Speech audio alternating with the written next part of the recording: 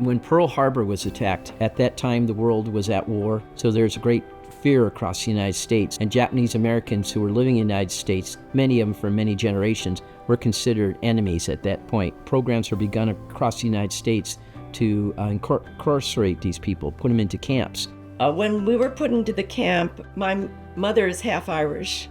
And at that time, when you were mixed, even your own family, like my grandmother that was still alive, she didn't accept me. So in the camp, we didn't fit in.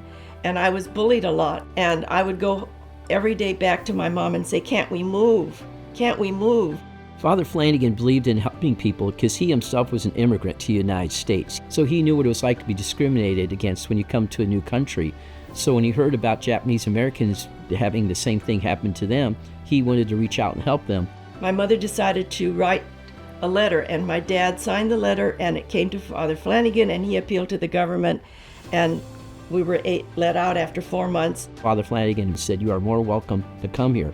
So Mr. Takahashi and his wife and their 3 children came to live in the village of Boys Town, one of them being a young lady named Winkie, their eldest daughter. So she came here when she was about 6 years old, and they stayed for 3 years. And she has great memories of living here at Boys Town, knowing Father Flanagan, and living on the Boys Town farm, and just the special life they had here in the village of Boys Town. Father Flanagan was a very gentle person. That's the way I would describe him. He always took every instance, no matter what it was, and it was turned into a positive experience.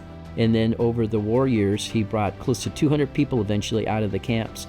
Some came to live here at Boys Town and work on the grounds, work with the children, worked in the farms and different buildings on campus, and many others he helped to go on to different jobs across the United States because he felt the internment of the Japanese was wrong. I'm very thankful that we ended up here because I would never have made it out of that camp. That camp was very destructive. They had riots there. We were thrown out of the mess hall. Things happened there that as a child I watched and I saw. And those things are embedded in your memory forever. Here in Boys Town, we were happy all the time. It was a magical place. We learned new things. There's so many things that have happened in my life that were tremendous adversities to overcome. And yet, because of the experience I had here, there was nothing that could ever keep me down.